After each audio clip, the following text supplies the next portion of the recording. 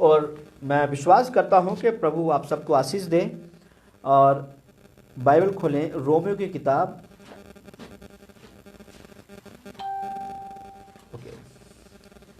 Romeo की किताब उसका 6 अध्याय, उसका 6 आयत पढ़े। क्या लिखा है यहाँ पे? क्योंकि पाप परमेश्वर से हमें दूर करता है। पाप हमें परमेश्वर के नजदीक नहीं आने देता है। पाप हमें परमेश्वर की बातों को सुनने से रोकता है। रोमियो की किताब निकालें, उसका 6 अध्याय निकालें और उसका 6 आयत पढ़े। आखिर परमेश्वर आपसे क्यों ये कहना चाहता है कि हमें पाप से क्यों दूर होना चाहिए? हम जानते हैं हाँ। कि हमारा पुराना मनुष्य तब उसके साथ क्रूस पर चढ़ाया गया, हाँ। ताकि पाप का शरीर व्यर्थ हो जाए, हाँ। और हम आगे को पाप के दासत्व में ना रहें। हाँ, हालेलुया। देखिएगा यहाँ पे क्या कहता है, हम यह जानते हैं कि हमारा पुराना मनुष्य तब, मतलब मसीह में आने से पहले हम कौन थे वो हम जानते हैं। हमें पता है कि हम जब मसीह में आने से पहले हम कौन थे, हमारा जीवन कैसा था, हमारा व्यवहार कैसा था, हमारा बोलचाल कैसा था, हमें पता है। आपको अपने से बेहतर दूसरा नहीं जानता होगा। आप कैसे हैं आप स्वयं अच्छे से जानते हैं। अब यहाँ बहुत अच्छे से कहता है कि हमें मालूम है कि मेरा मनुष्य तब, यहाँ पे मनुष्य का जो पुराना है, नोट कीजिएगा, जो पुराना है, पुराना मतलब जब मैं अब जो मैं मसीह में आ गया हूं, अब मैं नया हूं। हालेलुया। और क्या कहा? ना इसमें क्या कहा? हम जानते हैं कि हमारा पुराना मनुष्य तब हाँ। उसके साथ क्रूस पर चढ़ाया गया। देखिएगा, हम जानते हैं कि जब मैं मसीह में आया हूं तो मैंने अपने आप को प्रभु यीशु मसीह के साथ अपने आप को कहां चढ़ा दिया? क्रूस पे। क्रूस पे चढ़ाने का मतलब है कि मैंने अपने सारे पुराने जीवन को क्रूस पे चढ़ा दिया। जिस प्रकार यीशु मसीह को क्रूस पे चढ़ाने का मतलब था कि वहां पे उसकी जीवन लीला खत्म हो गया। शैतान ने सोच लिया कि अब यीशु कुछ नहीं कर सकता, परंतु वो ये भूल गया कि अब से तो यीशु का काम शुरू हुआ है। हालेलुया। इसी प्रकार अब हमारा जो जीवन है मेरे प्रियो, जब हम मसीह में आते हैं तो हमारा जीवन क्रूस पे चढ़ाया हुआ होना चाहिए। क्रूस का चढ़ाने का मतलब यह है कि पुराना जो मनुष्य तब है, हमारा जो पाप में जीवन था, वो खत्म हो गया। हालेलुया। अगर वो खत्म हो गया है तो आगे क्या लिखा है? इसमें क्या लिखा है? पाप का शरीर व्यर्थ हो जाए। जो पाप का शरीर है, जो हमारे अंदर जो पाप करता है, और वो जो शरीर है जो पाप के वश में है, वो खत्म हो जाए। हम कई बार मेरे प्रियो अपनी इच्छा से ज्यादा शरीर की इच्छाओं पर ध्यान लगाते हैं। बाइबल हमें यह सिखाती है कि हमें शरीर की अभिलाषाओं से भागना है, पर हम लोग परमेश्वर की इच्छाओं को छोड़कर शरीर की इच्छाओं को ज्यादा पूरा करते हैं। हालेलुया। इसलिए शरीर का कार्य व्यर्थ होना चाहिए, शरीर का काम खत्म होना चाहिए हमारे जीवन में। हालेलुया। इसी का रोमियो की निकालेंगे मेरे प्रियो, और इसका जो है इसी का जो है 11 पढ़े, इसी का 11 पढ़े बेटा। क्या लिखा है यहाँ पे? ऐसे ही तुम भी अपने आप को पाप के लिए तो देखिएगा, जब आप ऐसे अपने आप को पाप के लिए मरा हुआ समझोगे, परंतु परमेश्वर के लिए मसीह यीशु में जीवित समझो। आप अपने आप को पाप के लिए मरा हुआ समझो और प्रभु यीशु के लिए जीवित समझो, पर उल्टा हो रहा है। आज अगर कोई कार्य परमेश्वर के लिए हम करना चाहते हैं तो उसमें हमारा दिल नहीं है, पर शैतान का कार्य, मतलब शरीर का कार्य, पाप का कार्य करने के लिए आप उत्साहित हो जाते हैं एकदम से। हालेलुया। और पर यहाँ पे क्या कहता है बच्चों में, ध्यान दीजिएगा, क्या कहा जा रहा है कि आप पाप के लिए मर चुके हैं, या आपको पाप के लिए मरा हुआ समझना चाहिए। अगर मैं जीवित हूं तो मसीह के लिए जीवित हूं, अगर मरा हुआ तो किसके लिए? पाप के लिए। एक मेरे याद आ गया स्टोरी, आपको कितनों को पता है यूसुफ के विषय में? यूसुफ जो है एक प्रभु का बहुत अच्छा व्यक्ति था, एक प्रभु का सेवक था, और बाइबल बताती है एक नौजवान लड़का था। और जब उसके भाइयों ने उसको बेच दिया तो कुछ लोग उसको उठाकर जो है मिस्र में लेके आ गए, और वहां पे एक नौकर के तौर पे इसको रखा गया। जो वहां की जो बोला जाए तो जैसे एमएलए होते हमारे यहाँ के, ऐसा एक परिवार जो उसकी पत्नी थी, एमएलए की पत्नी या प्रधान जो सेवक था उसकी पत्नी ने उसको बुलाया, यूसुफ को बुलाया, और क्या कहा कि तू मेरे साथ सो, अगर नहीं सोएगा तो मैं तुझे जो है मरवा डालूंगी। मतलब मैं क्यों बोल रहा हूं ये बातें कि पाप हमें मौका देता है कि हम पाप करें। ये समझे, पाप हमें मौका देता है कि हम पाप करें। इसीलिए यूसुफ ने कहा कि मैं पाप नहीं करूंगा क्योंकि मैं प्रभु का हूं। उस लेडीज ने बहुत उसको बोला कि मैं तुझे मरवा दूंगी, तुझे ये कर दूंगी, तुझे वो कर दूंगी, पर यूसुफ ने कतई भी हार नहीं दी। हुआ कि अंत में लेडीज ने अपने कपड़े फाड़े, चिल्लाई, लोग आए, उसको मारा पीटा और उसको उठा के जेल में बंद कर दिया गया। बाइबल बताती है कि वहां पे बहुत अद्भुत कार्य हुआ। फिर प्रभु ने उसको एक दर्शन बताने का एक वरदान दे दिया, और वहां पे जेल में बहुत सारी ऐसी घटनाएं घटी। जब राजा को सपना आता है तो राजा को प्रभु एक जो है दर्शन देता है राजा को, और उसका दर्शन वो ही बताता है यूसुफ, और फिर वो प्रधानमंत्री बन जाता है। उदाहरण के लिए अगर यूसुफ, मेरा मानना है कि अगर वो उस स्त्री की बात को मान लेता, चलो मैं मतलब ऐसा नहीं हुआ, पर अगर हो जाता तो क्या वो प्रधानमंत्री बनता प्रभु के लिए? क्या वो आगे जो उसका वंश जो बढ़ा, जो उसके लोग बढ़े, जो मिस्र में जो परमेश्वर का जो इतना बड़ा जो चमत्कार हुआ, क्या वो होता? क्यों नहीं होता? क्योंकि पाप जहां होगा वहां पे परमेश्वर कार्य नहीं कर सकता। इसलिए हमें अपने आप को मरा हुआ समझना है मेरे प्रियो, पाप के प्रति, और यीशु के प्रति जीवता समझना है। हम प्रभु के हैं तो हमेशा जिंदा है, हालेलुया। पर पाप के लिए हम जिंदा नहीं है। पाप क्या होएगा? आइए देखते हैं। इसी का रोमियो का निकालें, इसका 8 का 9 निकालें। बेटा क्या लिखा है यहाँ पे, ध्यान दीजिएगा। रोमियो का 8 हाँ, परंतु जबकि परमेश्वर का आत्मा तुम में बसता है तो तुम शारीरिक दशा में नहीं परंतु आत्मिक दशा में हो। हाँ, इससे एक मिनट, इससे पहले हम रोमियो का इसका जो है 7 का 5 पढ़ दें।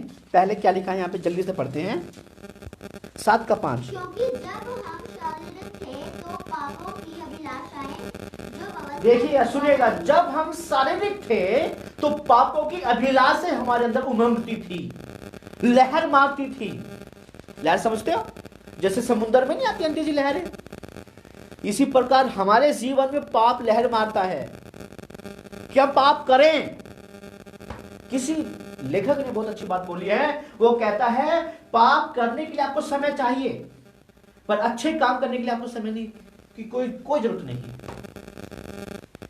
जब चाहो आप अच्छा काम कर सकते हैं, पर पाप करने के लिए आपको समय की आवश्यकता पड़ेगी, टाइम निकालना पड़ेगा आपको, तब आप पाप कर सकते हो। उदाहरण के लिए, अगर आपको किसी की हत्या करनी है, किसी के साथ में व्यभिचार करना है, या किसी के घर में जाकर आपको लूटपाट करनी है, किसी की मर्डर करना है, तो क्या एकदम कर दोगे? पहले प्लानिंग करनी पड़ेगी। अगर किसी से मिलने जाके फोन पे बात करोगे, हाँ जी फलाने समय में आ जाना, मैं भी आऊंगा, हालेलुया। टाइम निकालना पड़ेगा आपको, तब आप पाप करोगे जाके। और क्या कहा यहां पे, ध्यान दीजिएगा, हमें अपने शरीर की अभिलाषाओं से भागना है, क्योंकि हम पुराने नहीं हैं। अब कौन हो गए हम? नए मतलब हम मसीह यीशु में जीवित हैं, पर पाप के लिए मर चुके। अगर आज भी हम पाप कर रहे हैं तो मेरे प्रियो, हम मसीह में जीवित नहीं है। यह क्या कहा? जो मुझे सुन रहे हैं, मैं आपको भी बताना चाहता हूं मेरे प्रियो, अगर आज आपके जीवन में पाप है तो मेरे प्रियो आज ही उसको सुधारने की जरूरत है, आज ही पाप से मुकरने की जरूरत है, क्योंकि अगर आप पाप करते रहेंगे तो परमेश्वर की आशीष को आप नहीं देख पाएंगे। हालेलुया। हाँ, आगे पढ़ो क्या लिखा है इसमें। हाँ, यही 5 का, क्योंकि जब हम अवस्थाएं के द्वारा नहीं थी, परंतु मृत्यु का फल उत्पन्न करने के लिए हमारे अंगों में काम करती थी। देखेगा, मृत्यु का फल आने के लिए हमारे अंगों में काम करता है पाप, कि हम मौत का फल हमारे अंदर आता है। कि हम मृत्यु समझते हैं, मौत किसे बोलते हैं? शैतान चाहता है कि हम आत्मिक मृत्यु मर जाए। हालेलुया।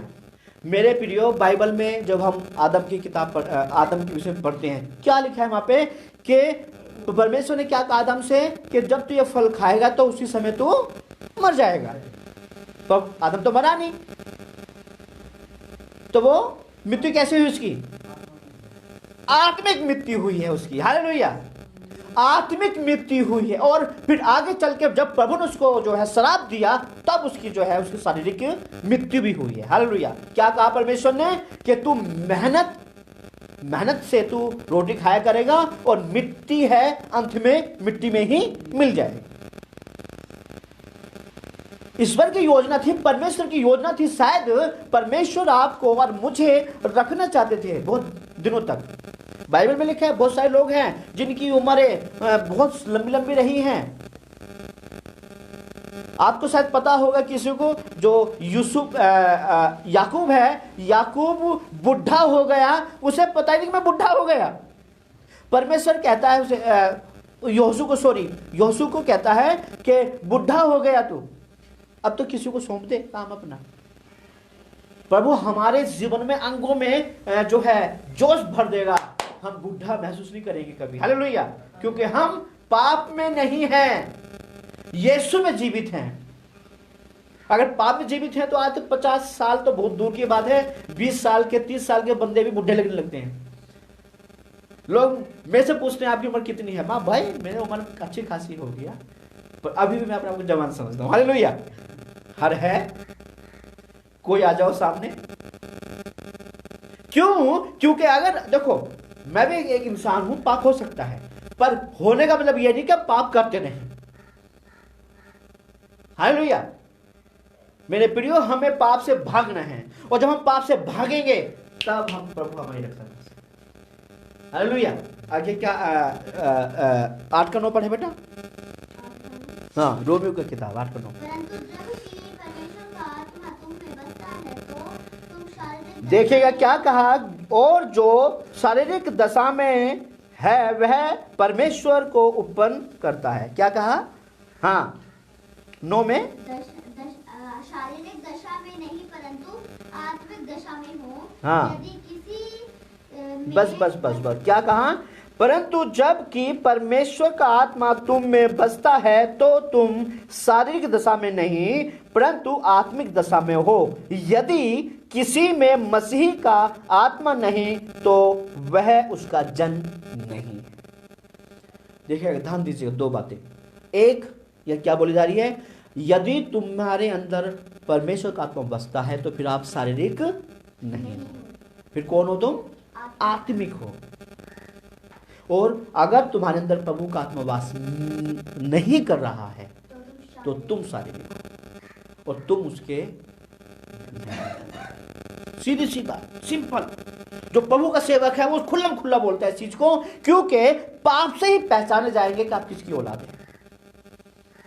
इसी बात से पहचाने जाएंगे कि हम किसके बाप के बच्चे हैं। अगर प्रभु के बच्चे हैं तो अच्छा काम करेंगे, अगर हम शैतान के बच्चे हैं तो उसके जैसा काम करेंगे। शैतान का काम क्या होता है? किसी को दुख पहुंचाना, किसी से लड़ाई झगड़ा करना, पाप करना, दुख करना, हत्या करना, चोरी जारी, बहुत सारे काम है उसके, आपको पता है सबको। वो काम चलो मैं आपको गिनवा भी देंगे अगर हम देख सकते हैं तो। परंतु मेरे प्रियो, हमें इन चीजों से भागना है, बचना है। आइए लास्ट में देखते हैं, जो है गलातियों की किताब निकालें।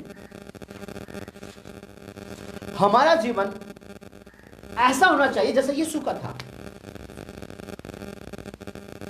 क्यों होना चाहिए ऐसा, बता सकते हैं कोई? यीशु के जैसा जीवन हमारा क्यों होना चाहिए? अरे हमारा जीवन प्रभु यीशु मसीह के जैसा क्यों होना चाहिए? क्योंकि हम उसके लोग हैं, हाँ बच्चे हैं। और प्रभु यीशु मसीह के जैसा हमारा जीवन क्यों होना चाहिए? आइए एक और निकालते हैं किताब, आप वो निकालो भाई पहले, पर इससे पहले एक और देखते हैं। फिलिप्पी की किताब निकालो, उसका 2 अध्याय उसका 5 आयत पढ़ते, क्या लिखा है इसमें पहले तो ये देखते हैं। फिलिप्पियों उसका 2 अध्याय उसका 5 आयत, क्या लिखा है इसमें? 2 का 5 में, जैसा मसीह यीशु का स्वभाव है वैसा ही तुम्हारा भी स्वभाव हो। बस क्या कहा? जैसा मसीह यीशु का स्वभाव है वैसा तुम्हारा स्वभाव होना चाहिए। स्वभाव बोले तो चरित्र, स्वभाव बोले तो कैरेक्टर, आपका नेचर। हम कई बार एकदम से खुश हो जाते हैं, कई बार उदास हो जाते हैं, एकदम से लोगों के साथ हंसना, फिर एकदम हम लोगों को हम जो गाली देना शुरू कर देते हैं। ये स्वभाव यीशु मसीह का है? नहीं। तो जैसा उसका स्वभाव है वैसा हमारा स्वभाव होना चाहिए। वो कैसा स्वभाव है कि लोग अगर उसको गाली दे भी रहे हैं तो उसने कभी गाली के बदले गाली नहीं दिया है। अगर लोग उसको आदर भी नहीं देते हैं तो उसने कभी किसी का बुरा भी नहीं माना। ठीक है, प्रभु आशीष दे आपको। इसलिए बाइबल हमें बताती है कि उसके स्वभाव जैसा हमारा स्वभाव होना चाहिए, तब परमेश्वर हमारे अंदर अपना कार्य करना शुरू कर देगा। दूसरी बात क्या लिखा भाई, पढ़ो। गलातियों की किताब उसका 4 अध्याय और उसका 22 आयत, क्या लिखा है गलातियों की किताब में? यह लिखा है कि अब्राहम के 2 पुत्र हुए, हाँ, एक दासी से और एक स्वतंत्र स्त्री से। हाँ, परंतु जो दासी से हुआ वह शारीरिक रीति से जन्मा, और जो स्वतंत्र स्त्री से हुआ वह प्रतिज्ञा के अनुसार जन्मा। आया समझ में? आया समझ में किसी को? क्या कहा जाना यहाँ पे है कि जब अब्राहम को 2 बच्चे हुए, एक का नाम इसहाक का, दूसरा नाम इस्माइल। ठीक है, अब यहाँ पे क्या कहा जा रहा है? जो इस्माइल था वो एक नाजायज औलाद है। नाजायज बोले तो उसकी नौकरानी की औलाद थी।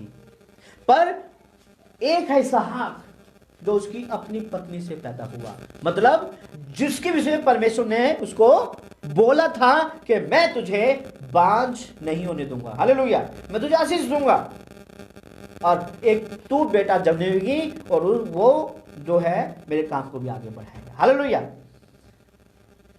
तो हम किसकी औलाद हैं? नाजायज बोले तो पाप की, बोले तो हक की। हक बोले तो जो हमारा दिल बोल सकते कि हम परमेश्वर की औलाद हैं, हालेलुया। जो शैतान की औलाद होती है वो चुपचाप रहती है, उनको पता है किसके। तो किसकी औलादे हैं हम? जो मुझे देख रहे हैं, किसकी औलादे हैं हम? परमेश्वर की, हालेलुया। क्योंकि हमारे अंदर परमेश्वर का आत्मा वास करता है मेरे प्रियो। तो मैं विश्वास करता हूं कि हम प्रभु की औलादे हैं, ना कि शैतान की। तो इसलिए मेरे प्रियो, हमारा स्वभाव, हम जीना है तो यीशु के अनुसार जीना है मेरे प्रियो।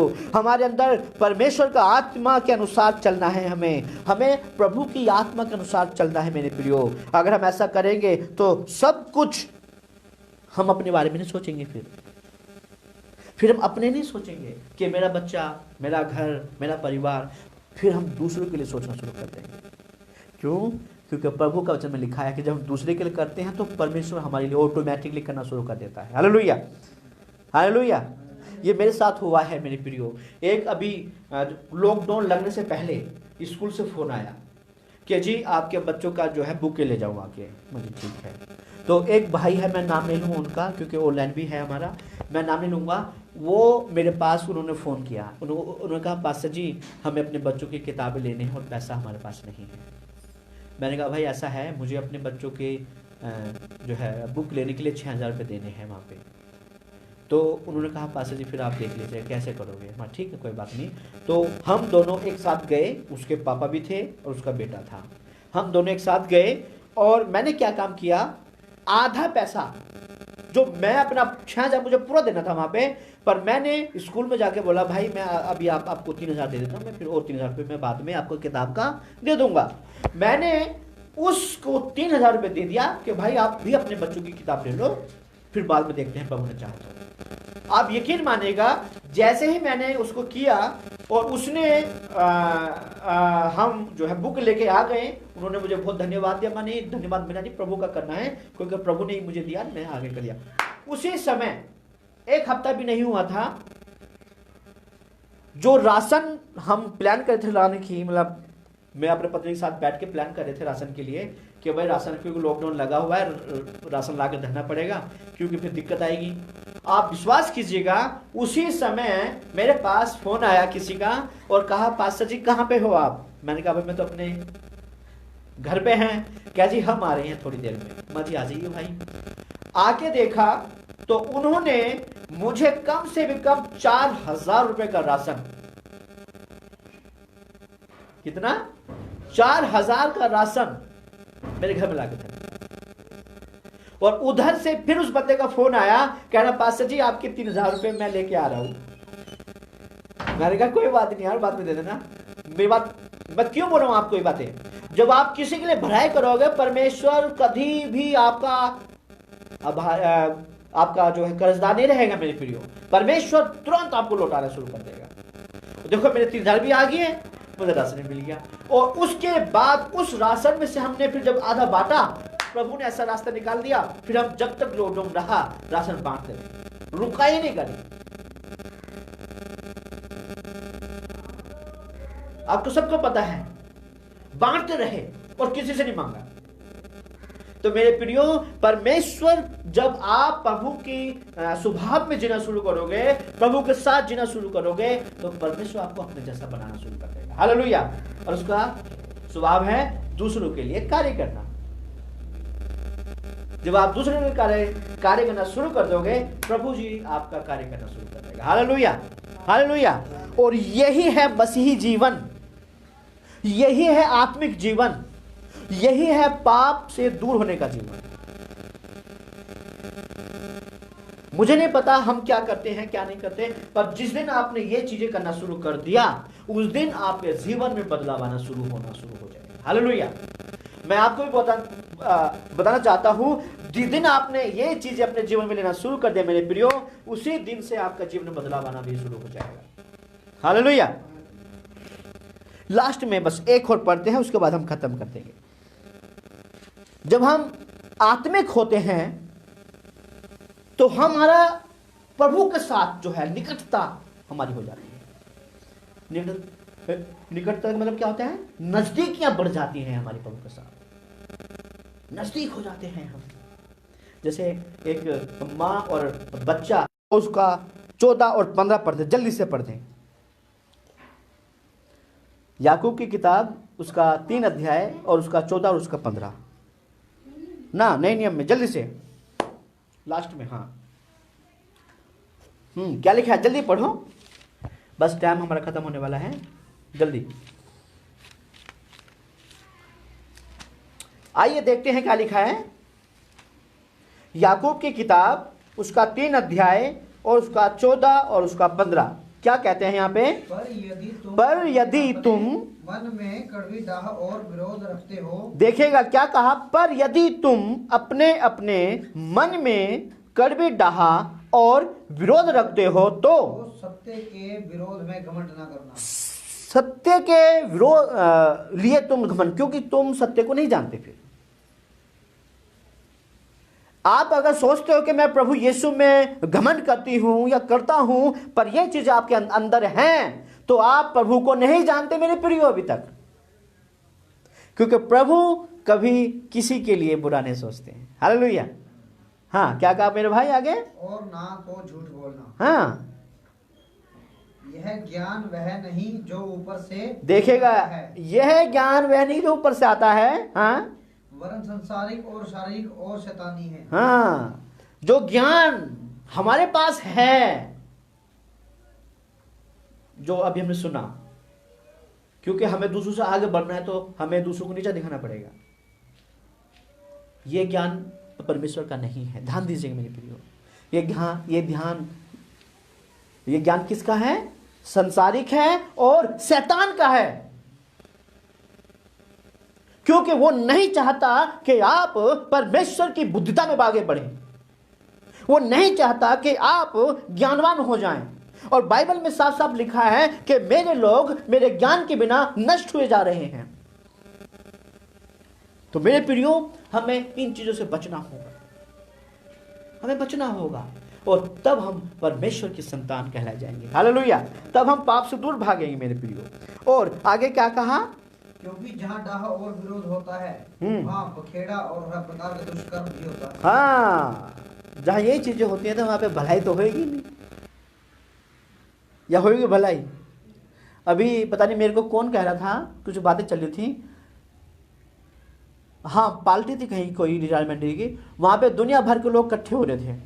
यही बातें चल रही थी, जहाँ पे भलाई होती है, जहाँ प्रभु का नाम होता है, वहां तो बहुत कम लोग आते हैं। पर अभी अगर हम यहाँ पार्टी करते हैं, बोतलें खोल दें, भीड़ लग जाएगी दुनिया भर की, नहीं लगेगी। और एक ये जिसका नाम होता है जो मांसाहारी मच्छी होती है, उसको क्या बोलते हैं पता है किसी को? उसको बोलते हैं शार्क, बोलते हैं ना, शार्क मच्छी जो होती है। अगर उसको बुलाना है ना आपको, अगर उस मच्छी को बुलाना है आपको, तो क्या करना पड़ेगा पता है किसी को? अगर आप समुद्र में हैं और आप चाहते हो कि शार्क मच्छी हमारे पास आ जाए, तो क्या करना पड़ेगा? नहीं पता? उसमें खून गिर दीजिएगा आप। खून आप समुद्र में गिर दीजिएगा, और शार्क जो मच्छी होती है, खून की जो खुशबू होती है उसको सूंघती हुई भाग के आई। इसी प्रकार मेरे प्रियो, पाप जो होता है, मृत्यु जो होती है, शैतान जो है, वो आपकी खुशबू को समझ लेगा कि हाँ इसने पाप करना वाला है ये। हालेलुया। और तब आपके पास मृत्यु आपके पास में है। परंतु मेरे प्रियो, हमें ध्यान देना होगा, हमें नहीं बुलाना उसको। हालेलुया। हमें शार्क को नहीं बुलाना है। शैतान को बुलाना चाहते हैं तो आप ये काम करना शुरू कर दीजिएगा। शैतान आपके पास हाजिर, झूठ बोल लीजिएगा, पाप करिएगा, व्यभिचार करिएगा, हत्या करिएगा, शैतान आपकी हाजिर। और शैतान से बोलो मुझे ये चाहिए, आपको क्यों नहीं देगा वो? आप तो उसका काम बढ़ा रहे हैं। कार मांगोगे, आपको मोटरसाइकिल मांगोगे, कार देगा वो आपको। अगर एक आपको क्या बोलते हैं इसको, रिवॉल्वर मांगोगे, आपको AK-47 देगा। क्यों? क्योंकि आप लोगों को हत्या करने जा रहे हैं, आप पाप करने जा रहे हैं, सारी चीजें वो आपको मुहैया कराना शुरू कर देगा। तो इसलिए मेरे प्रिय, हमें पाप से बचना है। अगर शैतान को बुलाना चाहते हो तो आप ये करना शुरू कर दीजिए, आपको पता ही नहीं चलेगा कि आपके ऊपर आके बैठ गए हो। आप घमंड, छल, मलयालम बोलते हैं द्वेष बोलते हैं, गुस्सा, ये करना शुरू कर दीजिए, शैतान आपके पास। क्यों? क्योंकि आप उसका काम करना शुरू कर दिया आपने। अब आप प्रभु के सेवक नहीं है, शैतान के सेवक बन चुके हैं। क्यों? क्योंकि आप उसका काम कर रहे हैं। हालेलुया। तो इसलिए मेरे प्रियो, हमें ध्यान देना होगा कि हम शैतान का काम नहीं करना है, हमें प्रभु का काम करना है। इसलिए हमें ध्यानपूर्वक प्रभु की कार्य करना है। तो हमें आत्मिक बनना पड़ेगा, हमें पाप से दूर जाना पड़ेगा। जो बातें हमारे लिए अच्छी हैं सिर्फ वही करें, अदरवाइज ना करें, चाहे नुकसान ही क्यों ना हो, कोई फर्क नहीं पड़ता। प्रभु हमारा कहीं ना कहीं से हमारे लिए निकाल के रख देगा, पर हमें कभी झुकने नहीं देगा। बस ये मैं विश्वास करता हूं। अगर आप विश्वास करते हैं इस बात पे, तो प्रभु आपके साथ में है। थैंक यू सो मच मेरे प्रियो।